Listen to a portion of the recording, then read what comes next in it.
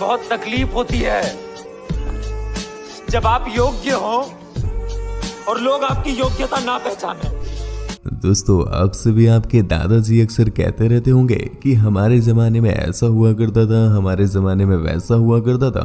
पर सोचो, उनके ज़माने के ज़माने का कोई इंसान हमारे ज़माने में आ जाए और आजकल की चीज़ों को देखे तो सोचो उसकी क्या हालत होगी। ठीक है, ऐसा ही कुछ होता है हमारी आज की इस मूवी में। तो मूवी स्टार्ट होती है और हम लूसियस को देख पाते हैं। ये समय चल रहा है बहुत ज़्यादा पुराना, यानी ऑलमोस्ट 2nd सेंचुरी का टाइम है और ये जगह है रोम। लूसियस एक आर्किटेक्ट है, पर पिछले काफी समय से वो कुछ भी ढंग का इन्वेंट नहीं कर पा रहा है। इससे उसके क्लाइंट भी उससे छूटने लगे और अब उसे काम भी मिलना बंद हो गया है। इन सब चीजों से लूसियस बहुत ज्यादा परेशान है। तो एक दिन उसका फ्रेंड उससे थोड़ा सा रिलैक्स करने के लिए उसे एक पब्लिक स्पा में ले जाता है, पर तभी अचानक से उसे नीचे एक छोटा सा होल दिखाई देता है जिसकी तरफ पानी बहुत जोरों से जा रहा था। तो लूसियस उसे चेक करने के लिए पहुंचा, पर इतने में ही वो पानी भी उसे अपने साथ बहा ले जाता है। और जब लूसियस की आंख खुली तो वो एक अलग ही जगह पर था। यहाँ पर चारों तरफ छोटी आंख वाले जीव बैठे हुए थे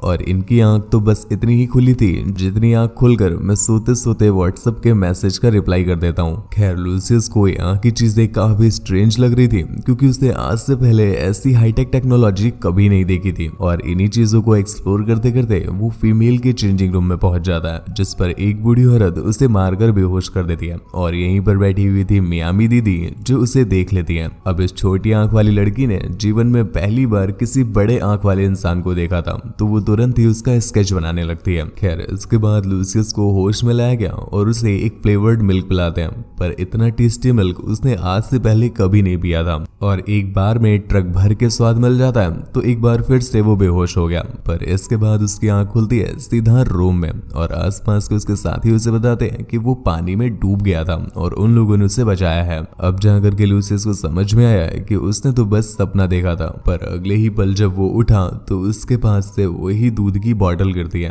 अब जाकर लूसियस को क्लियर हो गया है कि एक्चुअल में वो कोई सपना नहीं था, बल्कि सच में वो फ्यूचर में चला गया था। खैर, ऐसे करते करते 2 महीने बीत जाते हैं और हम देखते हैं कि अब लूसियस ने वहाँ की सारी टेक्नोलॉजी को यहाँ पर इम्प्लीमेंट कर दिया है और यहाँ के बाथरूम भी वहाँ के जैसे हाईटेक हो जाते हैं। अब लूसियस का चारों तरफ गुणगान होने लगता है क्योंकि जो डिजाइन उसने क्रिएट करके दिया है, ऐसे डिजाइन के बारे में कोई सोच भी नहीं सकता था। इससे चलते एक ओल्ड रिच मैन का मन करता है कि ऐसा बाथरूम उसके घर पर भी हो और इसके लिए वो लूसियस को हायर करना चाहता है। इसलिए लूसियस एक बार फिर से आइडियाज लेने के लिए पानी में चला जाता है और फिर से निकलता है एक छोटे से बाथटब में। यहाँ पर वो आसपास के वॉशरूम की टेक्नोलॉजीज को देखता है और इन सब चीजों को वो एक्सप्लोर कर ही रहा था कि इतने में ही एक ओल्ड मैन उसके पास आ गया, जो उससे कहता है कि चलो मुझे नहलाओ। लूसियस को काफी स्ट्रेंज लगता है कि क्या मतलब नहलाओ, पर फिर भी उसके पास कोई ऑप्शन तो था नहीं, तो वो उसे नहलाने लगता है। पर फॉर्चुनेटली ये घर मियामी का ही था, मतलब वो मियामी के घर पर आ गिरा था। वो एक बार फिर से जब अपने सामने बड़ी आंख वाले जीव को देखती है तो वो तुरंत ही उसका स्केच बनाने के लिए भागी, पर जब तक वो पेंसिल और पेपर लेकर आ पाती है तब तक लूसियस एक बार फिर से गायब हो गया था।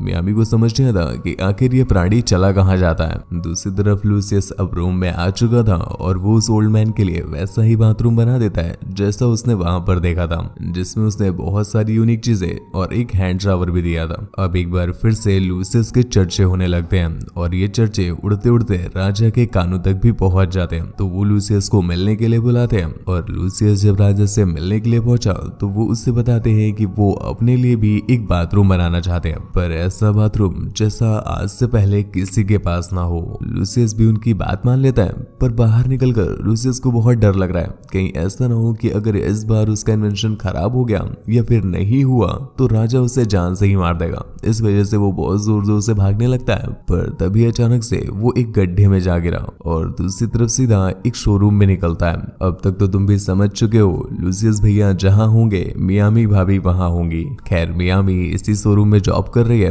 और जब वो एक बार फिर से लूसियस को अपने सामने देखती है तो उसे बहुत खुशी होती है। वो उसे अपने जमाने का एक चांदी का सिक्का देता है और कहता है कि वो उसे पूरे शोरूम का टूर करा दे। मियामी भी सिल्वर कॉइन को देखकर उसे पूरे शोरूम का टूर कराने लगती है और इस बीच वो बहुत सारी ऐसी ऐसी चीजें देखता है जो उसने आज से पहले कभी नहीं देखी थी। एंड वो तो उनके साथ अजीब अजीब एक्सपेरिमेंट भी करने लगता है। उसने ऑलरेडी बबल वाला बाथटब तो देख लिया था, इसके साथ साथ वो जेट स्प्रे भी देखता है। अब लूसियस के लिए जेट स्प्रे यूज करना उसे जन्नत में पहुंचा देता है। मतलब तुम देख रहे हो मेरी शक्तियों का गलत इस्तेमाल हो रहा है माँ। खैर वापस जाकर लूसियस राजा के लिए वैसे ही बबल वाला बाथटब बनाता है जिसमें बबल बनाने का काम नीचे बैठे गुलाम कर देते हैं। और यहाँ पर भी उसने जेट स्प्रे जैसा ही एक सिस्टम क्रिएट कर दिया था जिससे राजा उससे बहुत खुश होता है और वो उसे एक नेकलेस देता है, जिस नेकलेस को लेकर वो सीधा अपनी वाइफ को दिखाने के लिए निकल जाता है क्योंकि उसकी वाइफ इसे देखकर बहुत खुश होती। पर जब वो घर पहुंचा तो वो देखता है कि उसकी वाइफ उसे चीट कर रही थी।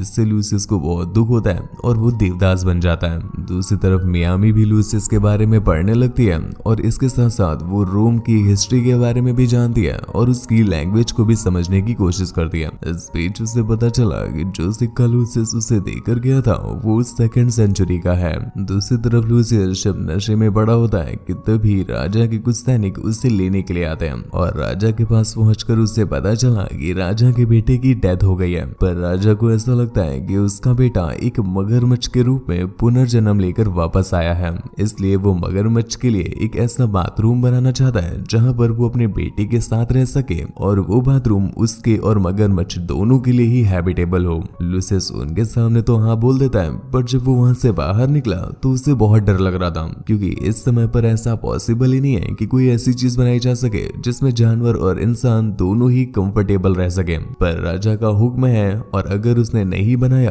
तो वो मारा जाएगा, पर अगर बना दिया और वो मगरमच्छ मारा गया तो भी मारा जाएगा। इसलिए लूसियस बहुत परेशान हो जाता है और पानी में एक बार फिर से छलांग मारता है, पर इस बार वो एक जू में निकलता है। यहाँ पर मियामी भी मौजूद थी जो कि एक बंदे के साथ डेट पर आई हुई थी, पर वो बंदा उसे बिल्कुल भी पसंद नहीं था। इतने में ही उसकी नजर पड़ती है लूसियस पर तो वो उसे बाहर निकालती है, पर इस बीच वो खुद ही बेहोश हो गई। फिर लूसियस उसे उठा कर लाता है और यहाँ पर क्रोकोडाइल्स को किस तरह से रखा जाता है, उनके लिए क्या क्या चीजें हैबिटेबल है, ये सब कुछ वो सीखता है। जिसके बाद वो वापस चला आया और राजा और उस क्रोकोडाइल के लिए एक हैबिटेबल पॉन्ड बनाता है। अब राजा लूसियस से इतना ज्यादा प्रभावित हो गया था कि वो उसे अपनी फैमिली का एक मेंबर मानने लगा था। और अब लूसियस के पास भी दौलत, शोहरत और औरत की तो कमी थी क्योंकि उसकी वाइफ तो धोखेबाज निकल गई, वरना उसके अलावा लूसियस के पास सब कुछ था। खैर ऐसे करते करते कुछ समय और बीत जाता है, पर एक दिन पता चला कि राजा की उम्र हो गई है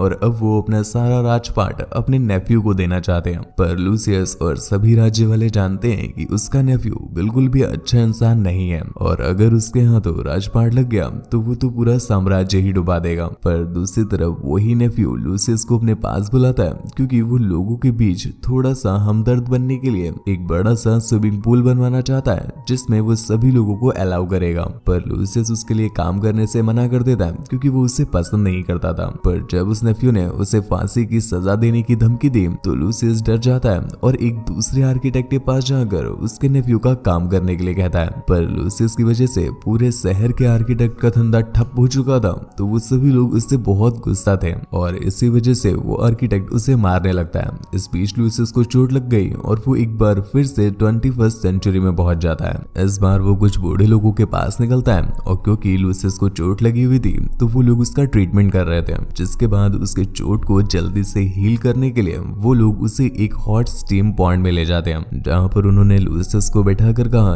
कि अगर तुम इस स्टीम पॉन्ड में रहोगे तो तुम्हारी चोट बहुत जल्दी ही रिकवर कर जाएगी। लूसियस को ये चीज काफी इंटरेस्टिंग लगती है, क्या इस तरह से चोट को जल्दी से रिकवर किया जा सकता है, तो ऐसे में ये चीज तो हमारी सेना के लिए बहुत लाभकारी होगी। साथ साथ वो ओल्ड मैन उसे बताते हैं कि अगर चोट लगी हो तो वोडका का छोटा सा पैक मार लेने से भी हमें रिलीफ मिलता है। तुम ट्राई मत करने लग जाना मेरे भाई, इस चीज को मैं कभी भी किसी भी तरह से सपोर्ट नहीं करता देता हूँ, मेरे भाई दवाई खाना उससे भी सही हो जाता है। ये बस ये लोग सिर्फ फिल्म में बोल रहे हैं, और अगर रियलिटी में ऐसा कुछ होता भी होगा ना तो मेरी तरफ से कंप्लीटली ना है ब्रो। खैर निक्के निक्के शॉट्स लगा लेने की वजह से अपना लूसियस नशे में हो जाता है, और तभी उसकी मुलाकात मियामी से होती है। और मियामी ने भी अब तक काफी हद तक रोम सीख ली थी, पर नशे में होने की वजह से लूसियस को होश नहीं रहता और वो उससे भी लेकर पानी में गिर जाता है। जिसके बाद मियामी भी लूसियस के साथ सेकेंड सेंचुरी में आ गई। मियामी को पता चलता है कि उसने होने वाले राजा के खिलाफ बगावत कर दिया और वो उसे मारने के लिए ढूंढ रहा है।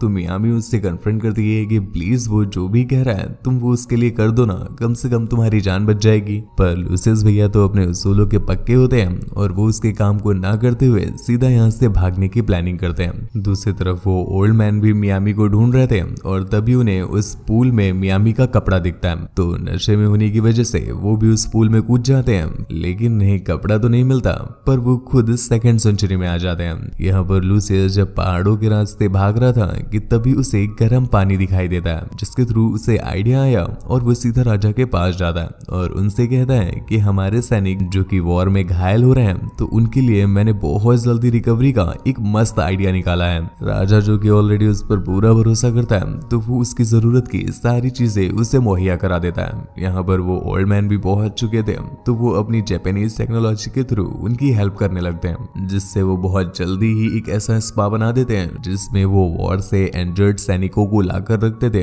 और उनकी बहुत जल्दी रिकवरी हो जाती थी, जिससे वो वॉर भी जीत गए और राजा लूसियस से बहुत खुश होता है। खैर ये सभी लोग बैठ करके जश्न मना रहे थे कि इतने में ही वो ओल्ड मैन से वापस गायब होने लगे और देखते ही देखते मियामी भी गायब हो रही थी कि तभी वो लूसियस से पूछती है कि वो दोबारा कभी मिलेंगे। तो लूसियस उसे प्रॉमिस करता है कि वो जरूर उससे मिलने आएगा। मूवी की एंडिंग में लूसियस को सम्मान दिया जाता है क्योंकि उसने पूरे राज्य को बचा जो लिया था, और दूसरी तरफ मियामी ने भी अपनी एक नई लाइफ स्टार्ट कर दी है कि तभी उसे एक दिन रोड पर लूसियस पानी से निकलता हुआ दिखाई देता है और वो दोनों एक दूसरे को देखकर बहुत खुश होते हैं, जिसके साथ ये मूवी यहीं पर एंड हो जाती है। दोस्तों ऐसी ही और भी ज्यादा इंटरेस्टिंग मूवीज को देखने के लिए हम आपसे रिक्वेस्ट करेंगे कि प्लीज आप हमारे चैनल को जरूर सब्सक्राइब कर लीजिएगा, और मुझसे बात वगैरह करनी हो या मुझे देखना चाहते हैं तो आप इंस्टाग्राम पर आ सकते हैं। मेरी इंस्टा आईडी है आपका शिवाय, जो कि आपको स्क्रीन पर दिख रही है और लिंक नीचे डिस्क्रिप्शन में दिया हुआ है। और आपसे रिक्वेस्ट करूंगा कि प्लीज आप मुझे अपना दोस्त भी बना लें ताकि मैं आपके साथ अपनी लाइफ से रिलेटेड सभी बातों को शेयर कर सकूं।